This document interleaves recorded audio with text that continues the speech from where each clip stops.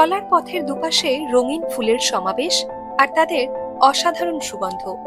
চারিদিকে যত দূর দু চোখ যায় শুধুই অপূর্ব সব টিউলিপের দল।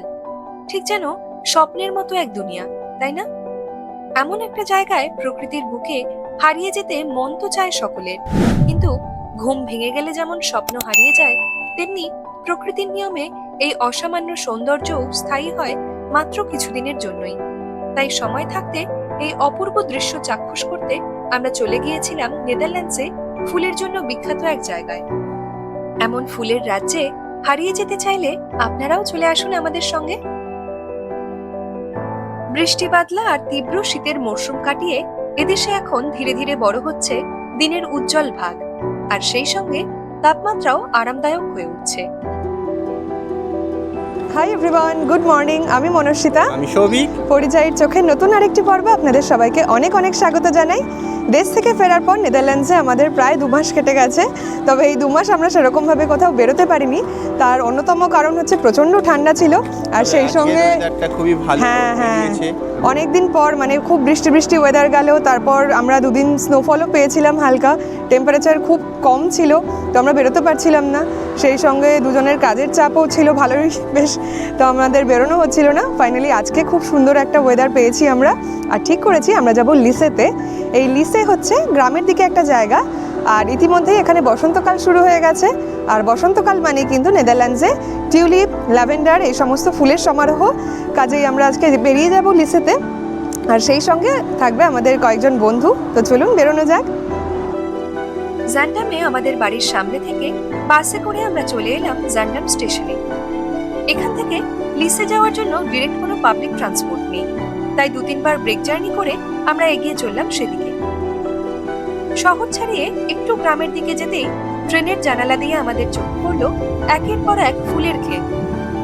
অনেক ক্ষেতে অলরেডি অনেক ফুল ফুটে আছে, আবার কোথাও আগের ফুল তুলে নিয়ে নতুন করে জমি তৈরি করা হচ্ছে। ঘন্টা দেড়েক পর লিসে পৌঁছে এবার হাঁটা পথ ধরলাম আমরা। নেদারল্যান্ডসের বিখ্যাত টিউলিপ গার্ডেন কিউকেনহফ, যেখানে গত বছর আমরা গিয়েছিলাম, তার কাছেই এই এলাকায় রয়েছে অনেক ফার্ম হাউস, ফুলের নার্সারি আর ট্রেডিং কোম্পানি। যেতে যেতে রাস্তার ধারেই চোখে পড়ল উজ্জ্বল সব সাদা হলুদ রঙের ড্যাফোডিলের দল। মেইন রোড ছেড়ে গ্রামের মধ্যে দিয়ে কিছু দূর যেতেই আমরা পৌঁছে গেলাম বিশাল ফুলের ক্ষেতে। আর প্রথম দর্শনেই যেন আমাদের মন্ত্রমুগ্ধ করে দিল নানা রঙের অসংখ্য হায়াসিন্থ আর তাদের অসাধারণ সুগন্ধ। যথারীতি সবার ফোনে ছবি উঠতে লাগলো পটাপট। ওদিকে সুবর্ণ তখন ডেডিকেটেড হাজবেন্ডের মতো কেয়ার ছবি তুলে দিচ্ছে। সায়নদাও অন্যদিকে ব্যস্ত। বারবার দেখলেও এই দৃশ্য যেন প্রতিবারই নতুন করে মন ছুঁয়ে যায়। ফুল দেখতে দেখতে একসময় ক্ষেতের পাশের রাস্তায় চোখে পড়ল একজন ফুল চাষী অদ্ভুত দেখতে একটা গাড়ি নিয়ে এগোচ্ছেন ক্ষেতের দিকে। কৌতূহলী হয়ে পায়ে পায়ে কিছুটা এগিয়ে গেলাম আমি আর কেয়া। একটু পরেই দেখি দুসারি ফুলের মাঝের জায়গায় গাড়ির চাকাগুলো অ্যাডজাস্ট করে অত্যাধুনিক যন্ত্রের সাহায্যে ওষুধ অথবা সার স্প্রে করতে করতে এগিয়ে চলল গাড়িটা। আসলে টিউলিপ সহ অন্যান্য বিভিন্ন ফুলের চাষ এদেশের অর্থনীতির খুবই গুরুত্বপূর্ণ একটা অংশ, যা সারা বিশ্বের ফুলের ব্যবসার প্রায় 60% কভার করে। স্বাভাবিকভাবেই বিশাল পরিমাণ অর্থও বিনিয়োগ করা হয় বিভিন্ন খাতে। আর অবশ্যই ফুলের মরশুমে দেশ বিদেশের টুরিস্টরাও এখানে ভিড় জমান এই দৃশ্যের সাক্ষী হতে। কিছুক্ষণ এখানে কাটিয়ে আমরা এবার চলে এলাম পাশের ড্যাফোডিলস ক্ষেতে। দূর থেকে এক ঝলক এই ক্ষেতটা দেখলে মনে পড়ে যায় শীতের মরশুমে আমাদের দেশের সর্ষে ক্ষেতের কথা। সেই সঙ্গেই মনে পড়ে জনপ্রিয় সিনেমা দিলওয়ালে দুলহানিয়া লে যায়েঙ্গের সেই বিখ্যাত দৃশ্য। রাস্তার উল্টো দিকেও বিশাল এলাকায় ছড়িয়ে রয়েছে নানা রঙের হায়াসিন্থ ফুলের ক্ষেত। দু চোখ ভরে অনেকটা সময় নিয়ে এই দৃশ্য দেখেও যেন মনের আশ মেটে না। এমনিতে ক্ষেতের কিছুটা ভেতরে গিয়ে সাবধানে ছবি তোলা গেলেও অনেক সময় টুরিস্টদের বেশি ভিড় থাকলে সঙ্গত কারণেই চাষিরা বারবার সতর্ক করে দেন, যাতে গাছের চারা বা ফুলগুলো কোনোভাবেই ক্ষতিগ্রস্ত না হয়।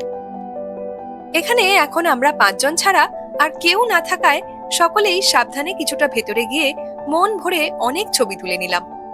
তবে খেয়াল করলাম এবছর এখানে যেন টিউলিপের চেয়ে বেশি চোখে পড়ছে এই হায়াসিন্থ ফুল। ফুলের গন্ধে মন এমনই মাতোয়ারা হয়ে উঠছিল যে অল্প সময়ে এই জায়গাটা ছেড়ে যেতে ইচ্ছে করছিল না কারোরই। বেশ খানিকটা সময় এখানে কাটিয়ে আমরা এবার পা বাড়ালাম পাশের টিউলিপ ক্ষেতের দিকে।